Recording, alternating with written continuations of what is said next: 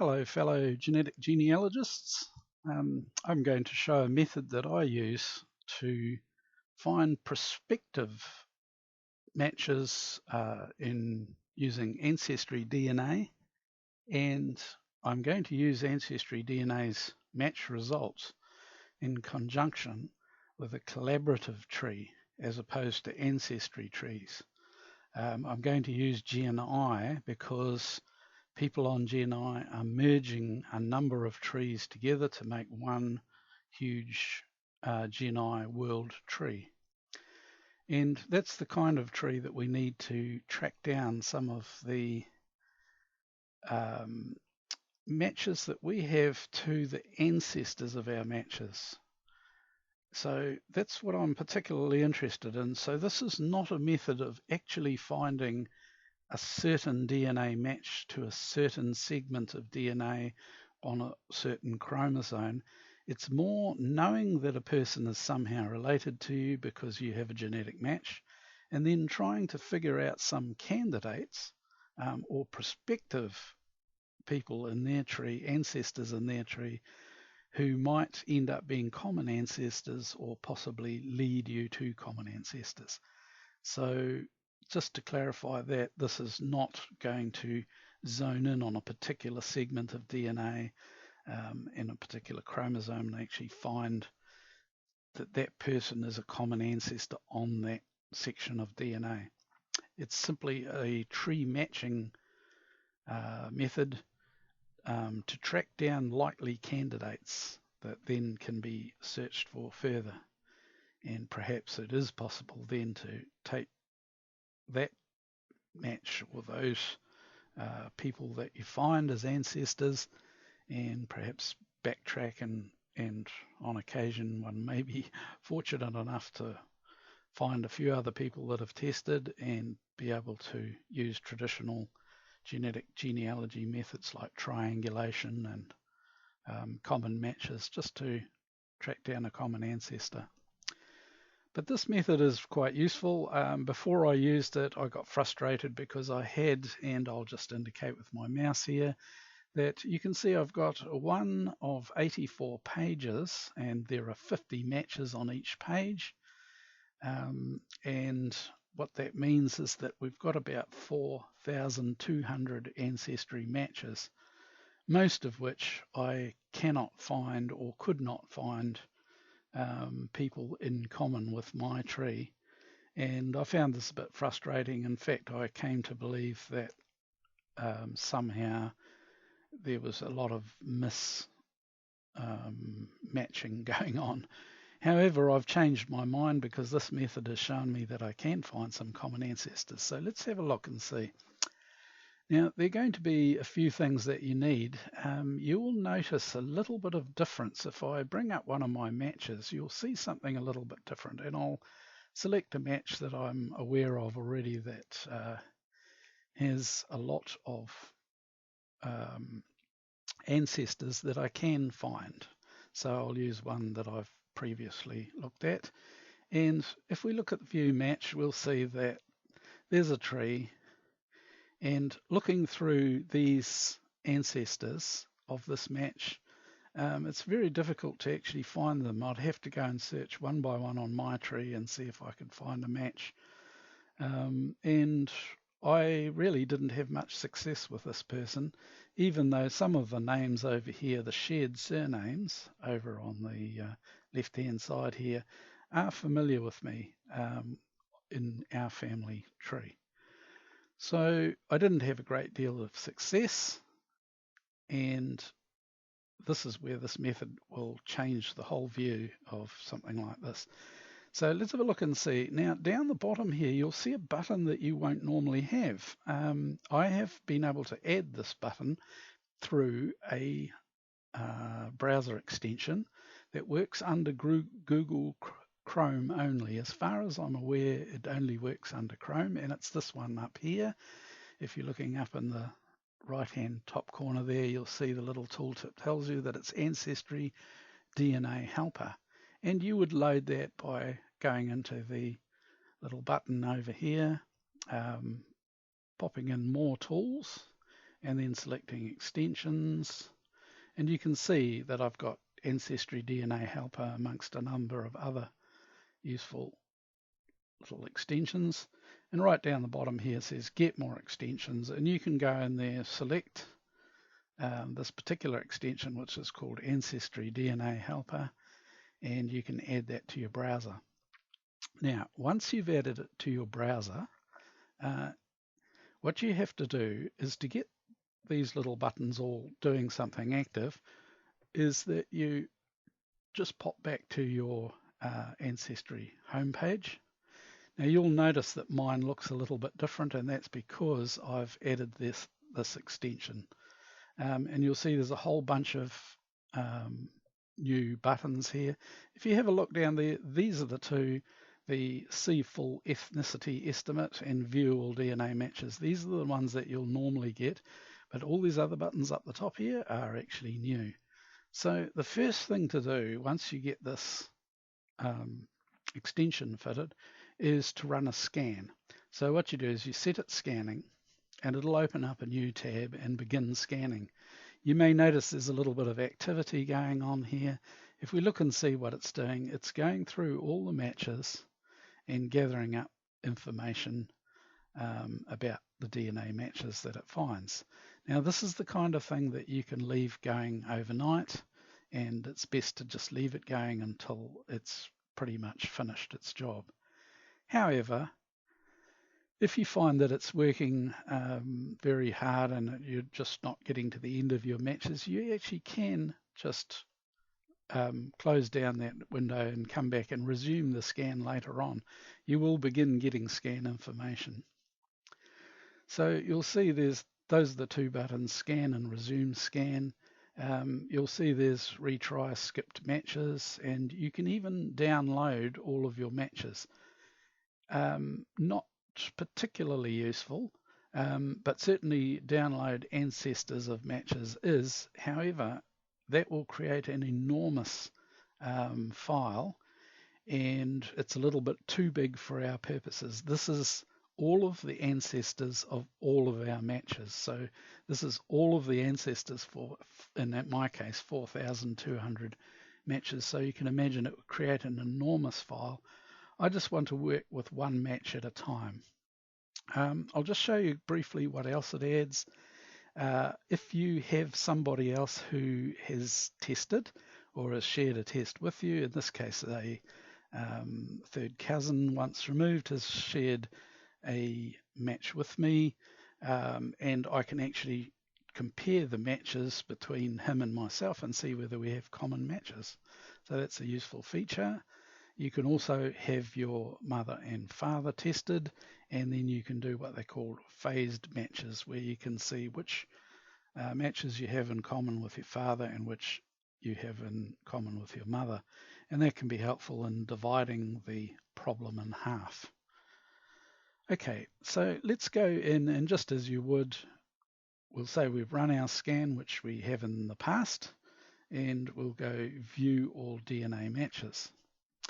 Now, what you will see is that there are a few more options here in the search area. There's users for this test. There are users for any test, such as someone else who you're managing their DNA test. You can search for surnames, and you can search in notes, and you can choose to do an exact or probably a SoundX type test there. Okay, so let's pop down. You'll see that I've got some second cousins. I've got some closer cousins here, but I'll just pop down to this match down here that we were talking about before, and let's have a look and see. He's got quite an extensive tree. If you look, it's quite well populated with ancestors. There aren't many gaps. This is fairly ideal. However, it's not totally necessary, but just be aware that you're not going to find all the potential DNA matches if their pedigree isn't reasonably complete for at least maybe 4 or 5 generations. Okay, and I know that's a big ask for some, but certainly what is frustrating is if you have a tree like this and you still can't find a common ancestor amongst them. And that was my case in this case. So got quite an extensive tree and it was quite frustrating. So let's have a look at this little button that's been added down the bottom here, this download ancestors, and you'll see that when I click it, immediately it comes up with basically the option to save a file. One thing before I do this is I'll just go in and grab, because I want that file to have a meaningful name and be able to backtrack back to that particular DNA match. I'll just highlight this, Control C, copy, and then pop down here again, download my ancestors, and just pop his name in here.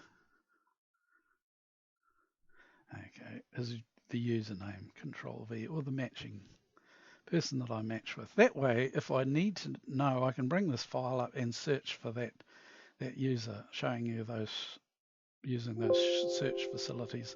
I've already saved this once before, but I'll just save it again and overwrite the existing file. You'll notice here that there's a little file that's actually now been downloaded. It's very quick to generate, or it's been probably pre-generated with our plugin. So it's just the download time. You'll notice too that it is a comma delimited file, in other words, a .csv file, and it's been already associated with Microsoft Excel. You could use any other spreadsheet program, such as OpenOffice or one of the other spreadsheet programs. However, I've got it associated with Excel, so if we click it, you'll see that it opens it up, and that's how it's taken the comma delimited file, turned it into a spreadsheet with field names running across the top and the data for each ancestor of my match. Now, the column that we're a bit interested in here is, of course, the full name, and that's the one we're going to use, full name with the birth date or the born date and the died, and it's just the year. That's sufficient for our means here. We're just trying to turn up the match.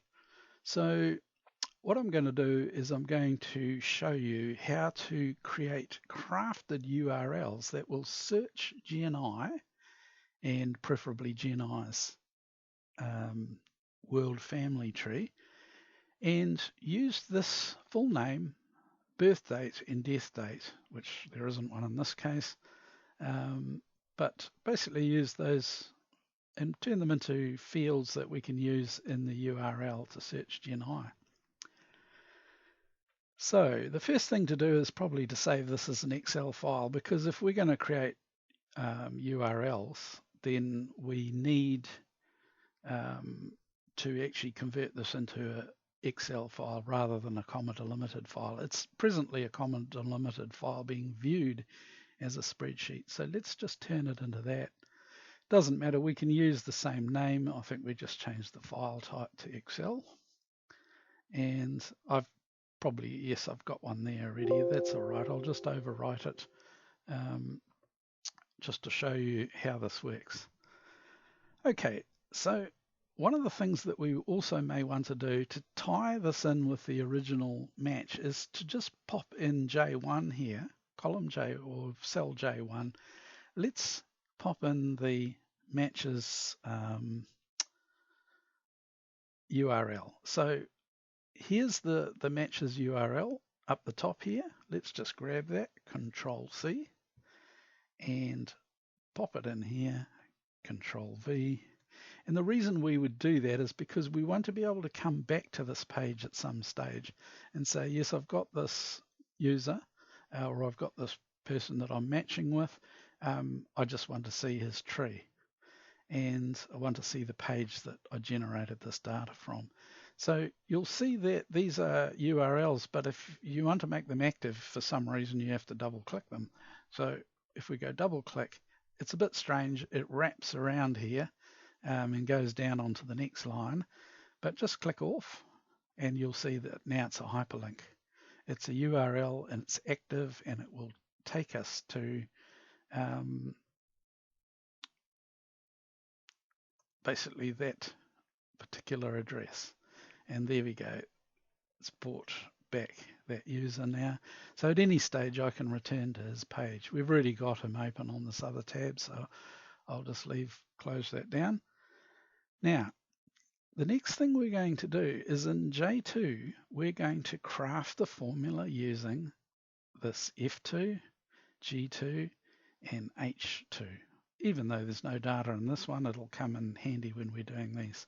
We only need to craft one formula, and the reason why is because spreadsheets are ideal for just copying a formula down and even across if necessary, and we can replicate that formula for each row.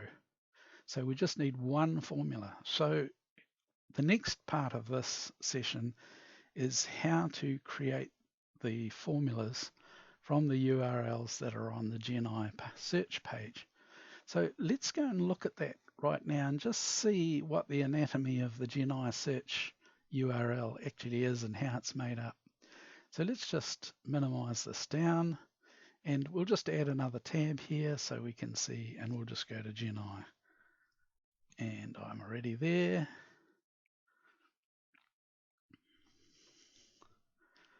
And that's brought me up here. The best thing is to perhaps even search for someone that's fictitious. We could do that.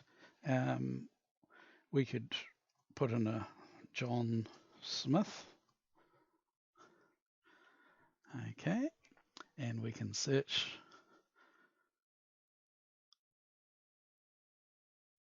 for someone like John Smith, and you will see that, yes, that's right. So you'll notice that the data that I've placed in this field, in the full name field, actually appears up in the URL here. So this is a good sign. It means that the URL and these little text boxes, search boxes, are actually going to be populated with those fields. So let's have a look and see what happens is, and I can just use a fictitious year. We'll say that he was born in 1900 and passed away in 1980. Okay, let's do another search. This is not to find a person called John Smith. It's just simply to show how these fields are related to the URL at the top. So you've seen that I've got a birth date in there. So you can see that this URL now contains, and if I scroll along, let's just go home here. You'll see that it contains, as I mentioned, John Smith's name.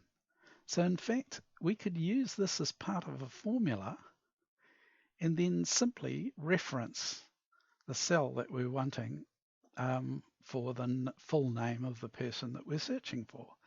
And that would do it just by putting a formula in there referencing the person's full name. However, we want some other data.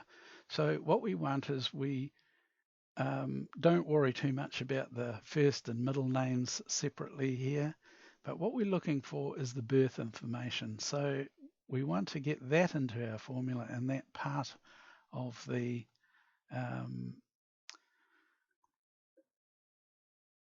formula into our formula that we're going to craft. And you'll notice here that we've got this section here, okay, and I think it's around here. Okay, so we'll be using this section of the formula as well, I think, and then there'll be a death section as well. So further up here, you'll see that we've got some death information here, which specifies our death year.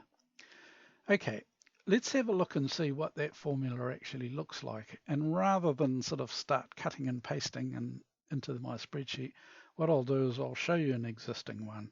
The best thing is once you've created one formula, you'll never have to do it again as long as it's using Geni. So the beauty is you can just cut and paste it from a previous spreadsheet. So File, Open, and I'll just go and pop up here. Oops, it's not on there. And let's just find a previous spreadsheet, which I've got in DNA matches, this folder here, and I'll just pick one out that I've previously done, and it's got the formula in there, and I'll just pop up to J2. Now, don't worry too much about what these ones are. We'll generate those ourselves in our spreadsheet. But there's the formula that I'm using. So okay, we're going to use this older spreadsheet where I've already got a formula in, and we'll go Control C just to copy it across. And I'm going to switch across now to my other spreadsheet, my destination spreadsheet, one requiring the formula, and just pop it in here. Now what I'll do is I'll just make sure that it's just a traditional paste. Sometimes Excel seems to get confused. That way I can make sure that, yep, the formula's in there. Now let's have a quick look at the anatomy of this formula. You'll notice when we were talking about the URL in Geni that everything right back to the beginning here is right up to the point where they bring in the person's full name. So the point after that is, rather than put the person's full name in here, of course, I want to use a formula. Sorry, I'll just escape out of there. So I need this little piece of what they call a little bit of text in here, just to add to our formula so that it brings across what's in column F2, or sorry, cell F2. And you can see I've got the little ampersand symbol, speech marks, beginning and ending, ampersand, and then there's a space in here, most important, space in here, and then a space in here as well. It's a little bit hard to see, but there is a space in there as well. And just make sure you do that. And then of course I'm appending this section to do with the birth information. I think I can go right up here, and we can see that's also came from the Geni site. That's that section to do with the birth. And then what I've done is substituted the birth year in with this little section here. And again, watch out for those spaces, and that will bring in the information from cell G2 here. And then lastly, I've got a little ampersand, again, an and symbol, and I've appended the death information from the Geni URL. And then I've just substituted this little section here. Okay, and that's all you really need to bring in column, the information from column H, or in this case, cell H2. So we've got our formula now in here. Let's just escape out of there. I don't want to wreck that formula. So what we're going to do is we're going to copy this down. So we'll go and just make sure that we do a Control C here, and just hold down the Shift key and pop down to the bottom of your matches ancestors. And then what we're going to do is just make sure again that Excel doesn't get mixed up about what type of paste we're going to do. We're going to do a traditional paste so that the formulas come down here. Okay, you can see that as we pop down the various rows, like this is now F5, and that's because we're in this row 5 here now. Okay, just escape out of there. We don't want to change the formulas. Now, the other thing we want to do is that we want to just mark those formulas. Now, we've got the formulas in there, but we haven't got the results of the formulas yet. So, Control C again, and we're going to put that in column K. Okay, so we've got K2 there. Now just make sure again that when you paste this time, you paste only the values across, and you'll see what that achieves. When I click in here now, and I actually do a double click, what we'll do is we'll create a URL that we can use.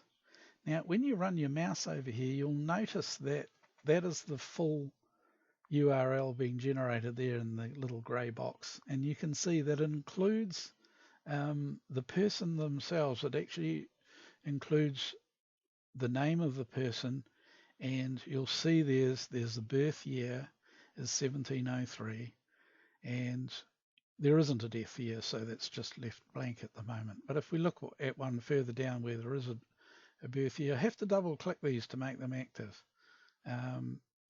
If we click there now, you'll see hopefully that there's the person's name again that we're searching for, their birth year, and also their death year is actually in there. So these are now active URLs. We can actually click on them and start searching. I happen to know that Susanna Bocklenberg won't bring up anyone, but what would be interesting is to have a look at this one, which I know does actually bring up someone. So let's just do a double click here and then make that an active link.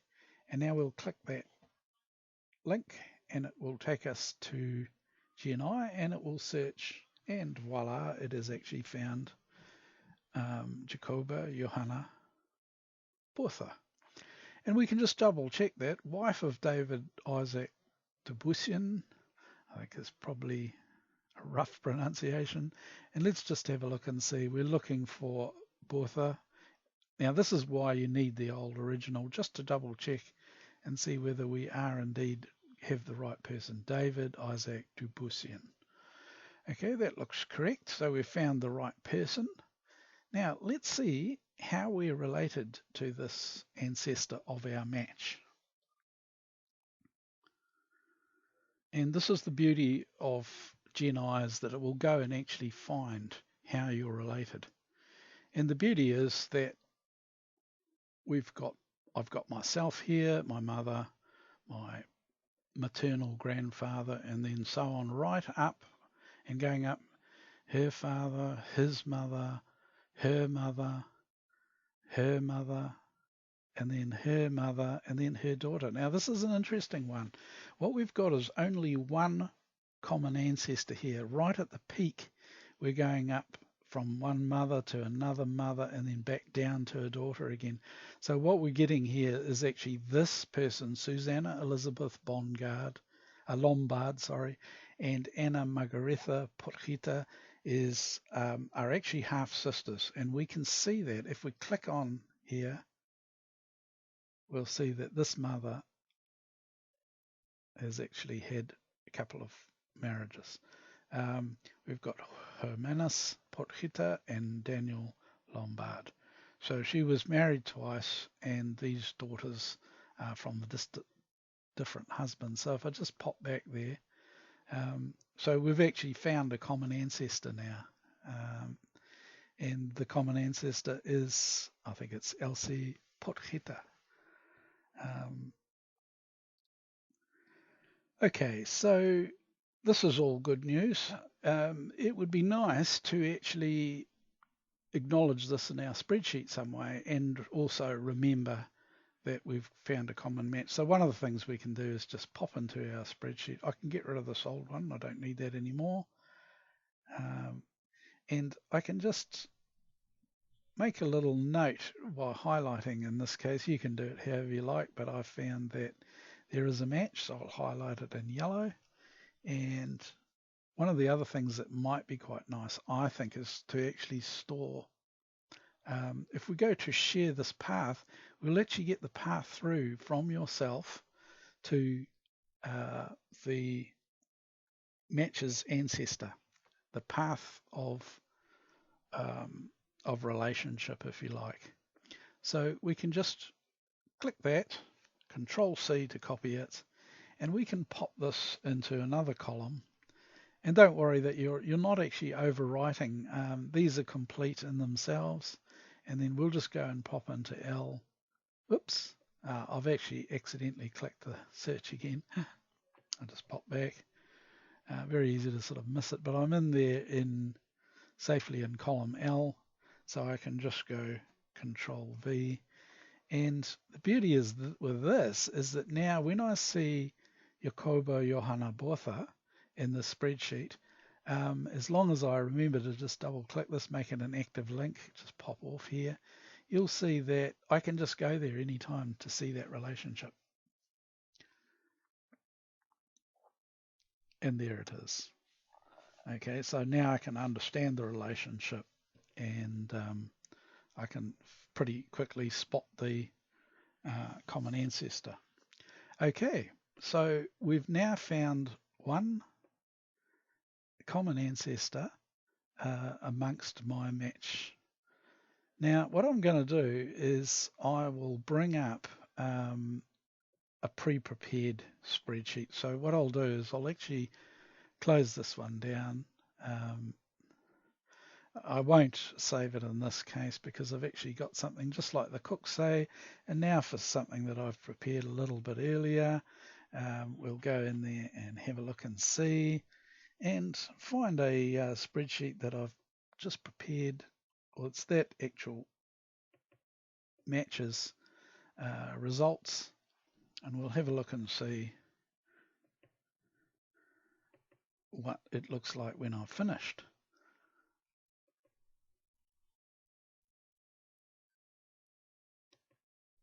And this is now a completed one. Now you'll notice that there's a lot of yellow on here. It turns out that this match, I had 37 matches to his ancestors. It doesn't mean that we had 37 common ancestors because, of course, you'll notice that some of these names are the same, and then we've got perhaps a child having the same DNA sort of, or the same what would you call it, the same family match as us. So it doesn't mean we've actually got 37 common ancestors, but there'll be, for instance, one common ancestor for these two here. What it does mean, though, is that I've probably found a match with possibly as many as 10 common ancestors, somewhere around there. I had found 5, not unusual in families and family groups that really were quite restricted by geography or by social status or by religion or by race. All these sorts of things come into play with keeping people restricted to a fairly narrow gene pool. And what tends to happen is that you get what they call endogenous marriages within an extended family, third, fourth, fifth cousins marrying, sometimes even second, and possibly even first. But you get this situation where you have a number of common ancestors, and especially with Afrikaner families, as in this case, we've got quite a few. Okay, so hopefully that's explained how we go about this finding of potential DNA matches. As I mentioned at the start, we're not locking into a particular segment of DNA. You can imagine here that we've got perhaps as many as 10 common ancestors. We don't know what AncestryDNA actually found as their relationship through to this match. But what we have found is we've found a number of common ancestors that we share. And of course, those descendants will potentially share some DNA segments with ourselves. So I hope that's explained a bit. This technique could be used when you think about it. What we've done is just generated a comma delimited file, put it into a spreadsheet. Now, if you can get information about people's surnames, their birth dates and their death dates in some other way, and for instance, I've been able to do this with gen matches, you can do the same thing. You can craft a URL and go off and search in Geni or possibly another collaborative tree such as Wikitree or one of the other trees. I think Family Search is doing it. As long as they have a method of finding a link through from yourself, and Wikitree now do this, I think you can find a link between two people. Family Search also do have a place where you can see a link between two people. I'm not sure whether it can be used with yourself as an individual, but certainly I think the potential is there. So good luck with finding matches to your ancestors or finding potential candidates, for DNA matches. This should help some way towards narrowing down your search, and wish you the best success. Thanks very much.